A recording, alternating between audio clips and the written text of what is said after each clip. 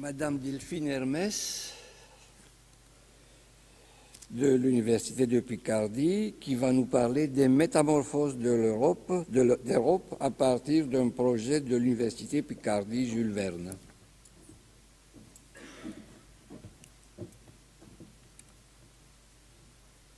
Donc pour commencer, je tiens à remercier avant tout les organisateurs de ce colloque et je suis ici pour représenter donc l'UPJV, l'Université de Picardie Jules Verne.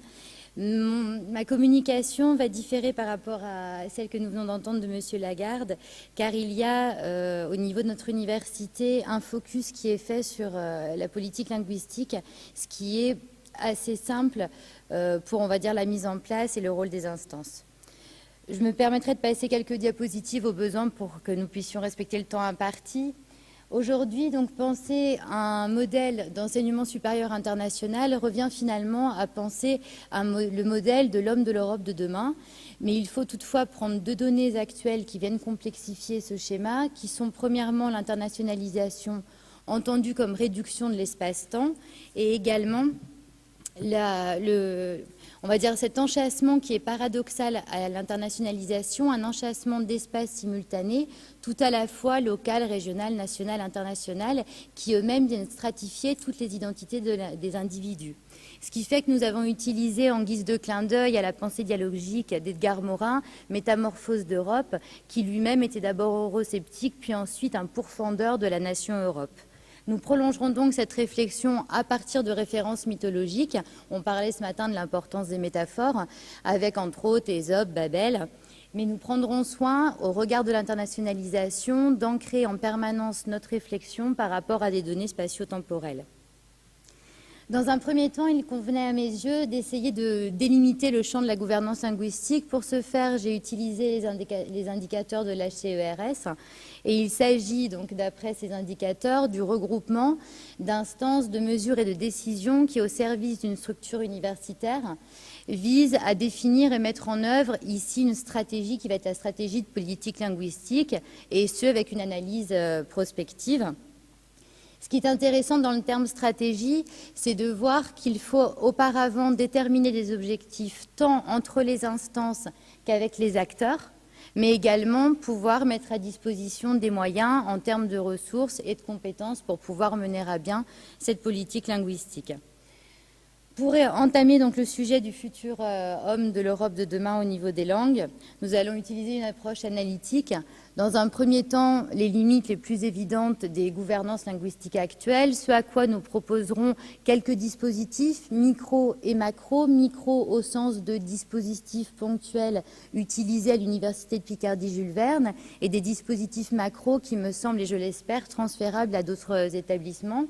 Et pour terminer, nous en viendrons au lien entre la gouvernance linguistique et la gouvernance internationale en vous présentant ce futur projet qui est le projet d'une maison de l'international que l'on surnomme pour l'instant Structure Mercure, aussi pour des raisons, je vous avoue que je préférais la maison Hermès, mais il y avait un petit côté mégalomane et un problème de droit d'auteur, donc on partirait sur la Structure Mercure ou autre, et on verra comment on peut enchevêtrer ces questions.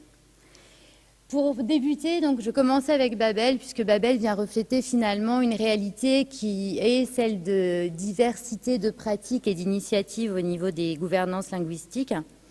Et si on poursuit par rapport au champ de la gouvernance repose essentiellement, je dirais, sur trois champs: la formation, la recherche et les relations internationales dans lesquelles viennent se loger la politique linguistique. Or, il existe des convergences faciles entre les universités au niveau de la recherche, par des appels à projets, des spécialisations entre les laboratoires. Au niveau des formations, de même, on a très souvent des arrêtés, des textes ministériels qui permettent d'établir des maquettes communes. Or, au niveau de la politique linguistique et des relations internationales, nous avons rarement, hormis des injonctions sur les langues ou la standardisation du cadre européen, il y a davantage au niveau des universités la création d'un îlot local. Et donc, finalement, en questionnant la gouvernance linguistique, on en vient à questionner, et ici j'utilise une expression du rapport de Rey et Feifan, qui interroge l'idée d'une convergence des systèmes, une convergence mondiale des systèmes universitaires, au regard, entre autres, du processus européanisant de Bologne, et il n'en est rien. À l'échelle d'aujourd'hui, on voit qu'il y a je dirais, un essor de modèles différents des universités et subséquemment des politiques linguistiques.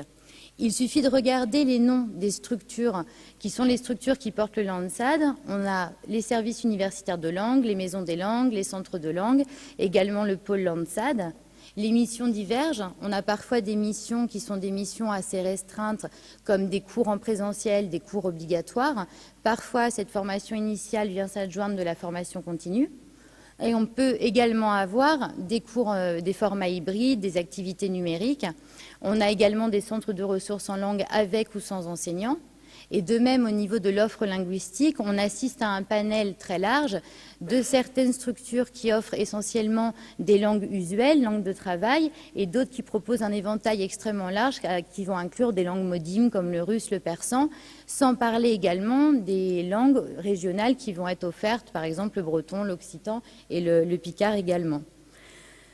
On voit avec ces statistiques qu'avant de parler de l'éventail des langues, rien que le niveau B2 en anglais reste difficile. Ici, je vous donne un exemple d'une cohorte de 4000 étudiants l'année dernière à l'Université de Picardie, et le B2 est encore loin d'être atteint. Donc on interroge finalement ici la double, je dirais, gageure pédagogique qui est de faire parvenir au B2 en anglais et dans le même temps de développer le plurilinguisme. Et on voit, d'après tout ce panorama des universités, que tout dépend finalement des ressources humaines, comme on le disait tout à l'heure, des ressources humaines et des moyens alloués, selon les stratégies et les focus catégoriels que souhaite mettre en avant l'université. Une autre gageure, mais cette fois-ci non plus pédagogique, mais des gouvernances, est celle de répondre au contexte d'internationalisation, puisque ces gouvernances sont scindées entre deux mouvements.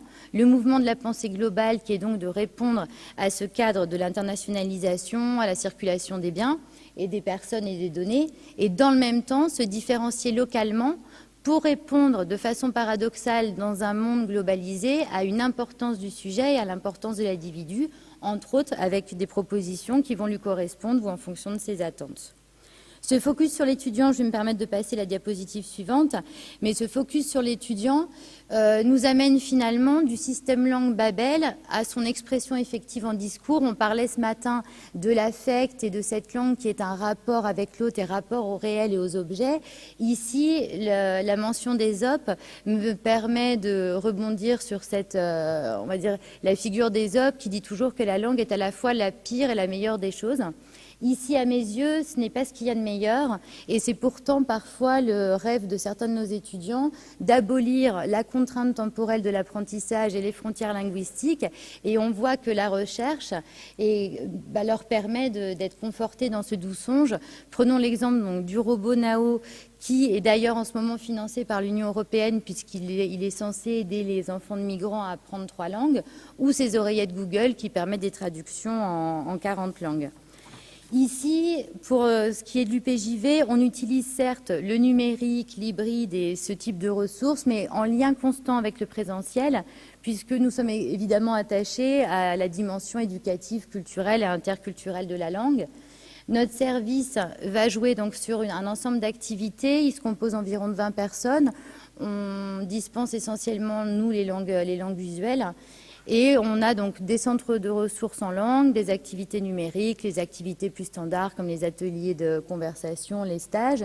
Également un développement important de crossover learning qui vont être des activités que les collègues mettent en place en prolongement des cours comme les escape games, les movie nights, les pub quiz. On a à peu près tout ce qui est possible d'inventer grâce aux collègues. Et il y a cette maison des langues qui est autonome dans l'organigramme, directement rattachée aux instances pour être très souple et très réactive. Et dans le même temps, outre cet ordonnancement vertical, elle maille en permanence l'ensemble des composantes puisqu'on doit répondre à tous les étudiants et à la communauté universitaire et de façon personnalisée. Donc on a des référents dans les composantes et également on a ce rôle de proposer un plan pédagogique commun à l'ensemble des acteurs en faisant de la formation continue. La politique linguistique se définit très simplement en 4 étapes. Une première étape qui est un test de positionnement qui permet aux étudiants de connaître leur niveau réel par rapport au B2 qui est essentiellement le niveau visé pour la fin de licence 3 grâce au test self de l'IDEFI ANR Innovalang. La deuxième étape est de développer des activités et des offres très large pour que les étudiants puissent avoir un parcours à la carte. Ensuite, on valorise, grâce à 2 dispositifs accrédités par la CFVU, les points bonus et le passeport de langue que je vais présenter très rapidement. Et on projette étudiants en vue de l'insertion professionnelle dans une approche curriculaire avec des certifications, des attestations et la prise en compte évidemment d'autres compétences comme la mobilité, l'interculturalité sur les diplômes. Comme il s'agit d'une université multisite, pour prendre en compte l'ensemble des étudiants, le fléchage peut se faire en présentiel à la Maison des Langues, également avec un portfolio numérique qui leur permet d'avoir un fléchage de leur niveau des objectifs à atteindre et également un espace de dépôt pour les recruteurs. Ce fameux passeport de langue qui appartient à l'étape 3, la valorisation, est un outil extrêmement simple, qui est vraiment une carte de fidélité papier, mais qui fonctionne bien puisque toutes les activités auxquelles participent les étudiants, sous réserve de validation pédagogique, leur permettent d'avoir 1 point sur leur moyenne d'anglais au semestre ou à l'année ou dans d'autres langues comme l'espagnol. Et cela, évidemment, les a motivés, leur a fait découvrir la Maison des Langues et c'est utilisé par l'ensemble des composantes et des enseignants. Un dernier projet qui est le projet Conspire, donc compétences et stratégies. C'est le dernier, ça va être rapide, je vous promets. Alors ici, au niveau, j'arrive à 10 minutes, je le vois.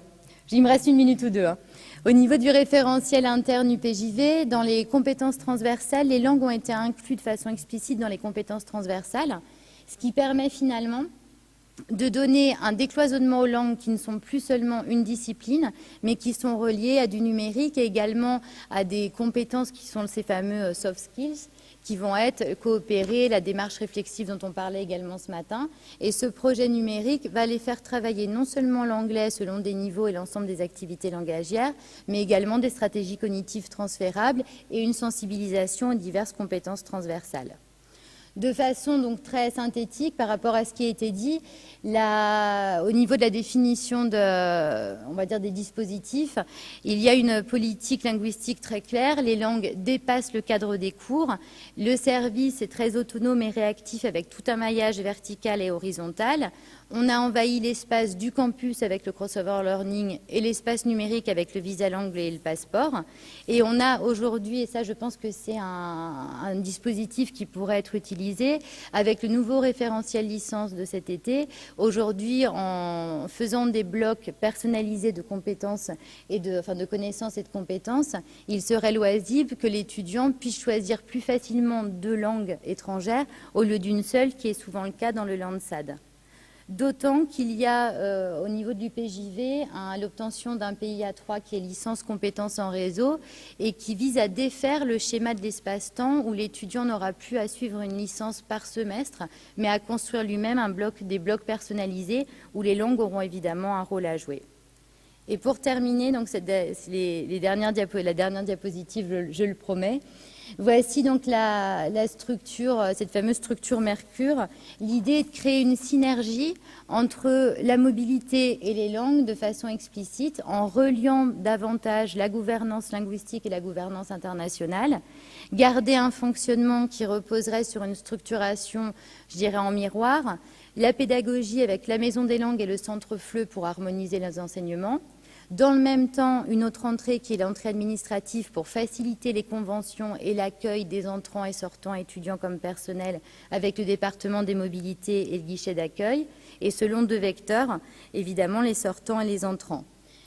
Ces 4 piliers forment un carré pérenne, puisqu'on parlait de l'idée de durabilité, de comment pérenniser des actions qui sont parfois individuelles et isolées. Il sera évidemment, et on revient à notre problématique de l'étudiant qui est toujours au centre et à mettre au centre par rapport au bloc de compétences notamment et de connaissances. Et on en revient finalement à un essaimage qui se fera par un consortium par rapport à nos partenaires stratégiques à l'étranger. On a décidé de dépasser le cadre de l'université européenne pour s'appuyer sur l'existant et prendre la résonance de l'international avec son sens plein. Et dans le même temps, un essaimage qui peut se faire avec les partenaires nationaux. Et ici, je prête ma voix pour conclure à Monica Masperi, une collègue de l'université de Grenoble qui est directrice scientifique du projet Innovalangue IDEFI ANR de l'université Grenoble-Alpes et qui propose une cofédération, une corporation de coactants au niveau des politiques linguistiques où l'on pourrait tous mutualiser. Et finalement, on en revient à cette histoire de proportion.